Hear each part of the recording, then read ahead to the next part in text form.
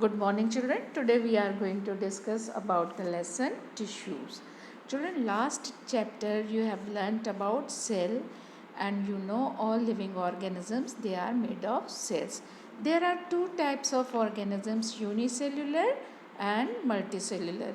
Unicellular, all you are aware that amoeba, paramecium, all the life processes takes place in single celled organism like respiration, digestion, etc.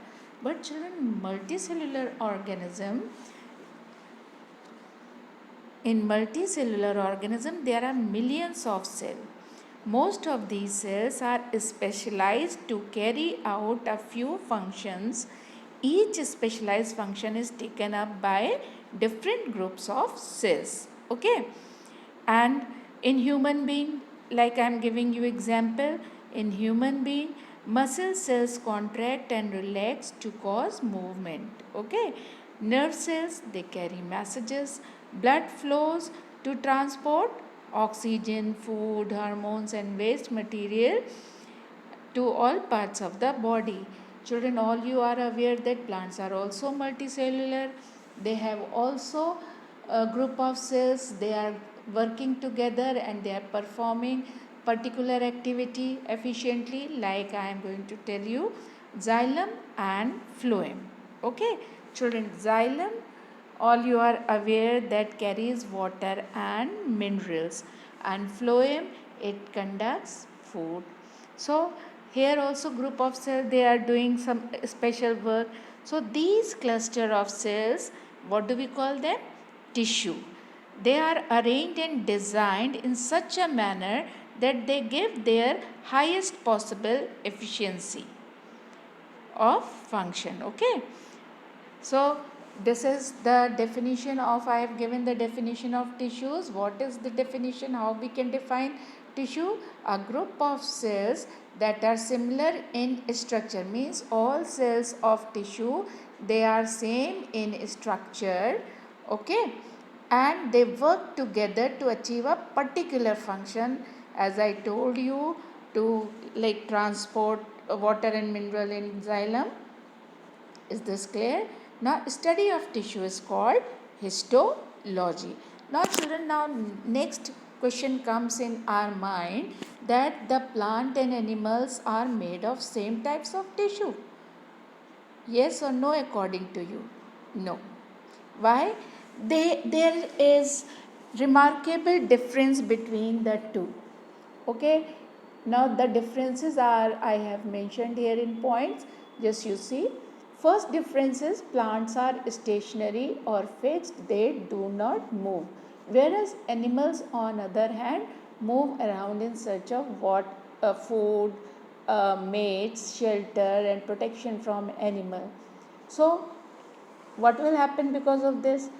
Plants are stationary. Okay, they don't move. Most of the tissue they have are supportive, and these tissues provide them with structural strength, and most of these tissues are, children, you know, dead cells. Most of these tissues are made of dead cells and provide mechanical strength to the plant. Provide mechanical strength to the plant, and you know they require very little maintenance. Other side, just you see animal, because they are active, they move, all the cells are living. All the cells are living and they consume more energy as compared to plants. Is this clear? Because the tissues are living. Come to the second point. The growth in plant is limited to certain region. But in animals, the growth is what? Uniformly. Uniform. Animal moves uniformly, all the parts of the body of animals move uniformly, but in plants there are certain regions we are going to discuss later on in this chapter. Only certain regions they develop throughout their life. rest of the part they do not grow. Okay, we will discuss about this. And these regions, they are made of particular cells. Those cells are living, and we also call them dividing cells or dividing tissues. Third difference is what? The structural organization is not very complex in plants. Just you compare plants and animal, their conducting tissue is what? Xylem and phloem. But in human being, we have proper circulatory system, all for transportation of food, oxygen, hormones. Like we have circulatory system, the organs are what? Heart and arteries, veins, all capillaries are included in that. So structural organization in animals is more complex in comparison to plants. Okay, now children, we have discussed this point. Now come to in-text question. There are two in-text questions, and first is, what is a tissue? All I have given you here the definition. Okay, I have given you the definition here. What is tissue? A group of cells that are similar in structure and or work together to achieve a particular function forms a tissue. And children, I told you also, study of tissue is called histology. Second question, in text question, is what is the utility of tissue in multicellular organisms? So children, all what is the utility of tissue in multicellular organism?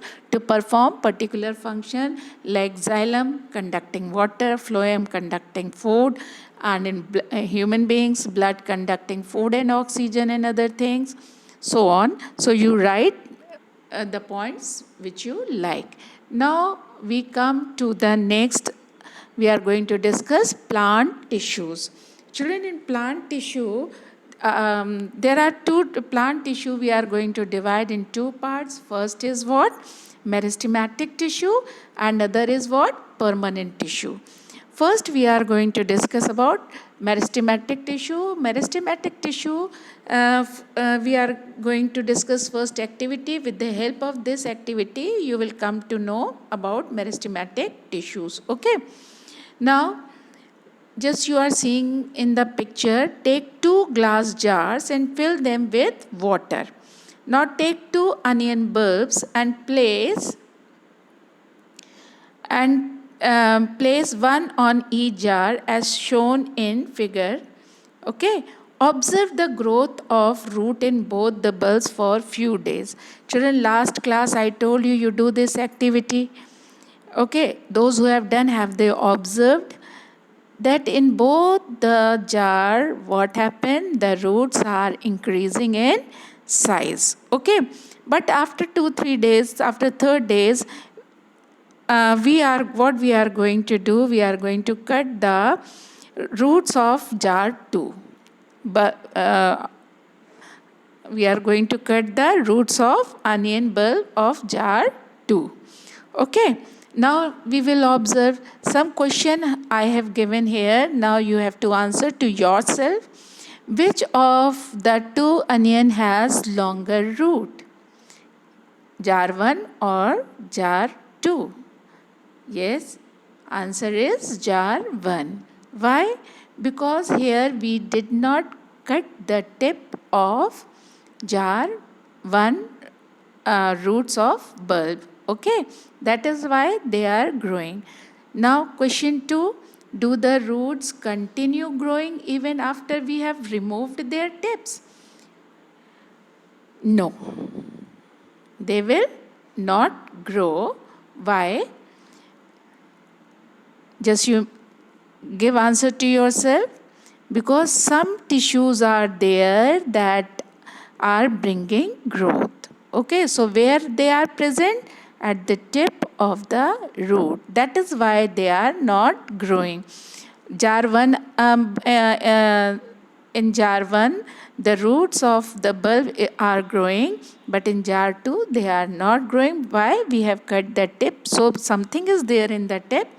What is there? Some cells are there which keeps on dividing. We call them dividing tissues. Why would the tip stop growing in jar 2? As I told you, there are some tissues which help in dividing. Now children, we are going to discuss about these tissues only, and we call these tissues meristematic tissues. Okay children, now meristematic tissue, come to the meristematic tissue. These are meristematic tissues. There we have divided, children, one thing in your book, figure 6.2 is given. You have to draw in your notebook. Okay. The growth of plants occur only in certain specific region, as I told you when I was discussing the difference. This is because the dividing tissue are also called meristematic tissue. What do we call them? Meristematic tissue. Depending on the region where they are present. Meristematic tissues are classified in three, like we have classified them in three types. First is apical meristem. Second is intercalary meristem. Third is lateral meristem. So first we are going to discuss apical meristem. Children, apical meristem, two things we will discuss in all these tissues: their location, their function. So apical meristem location is what?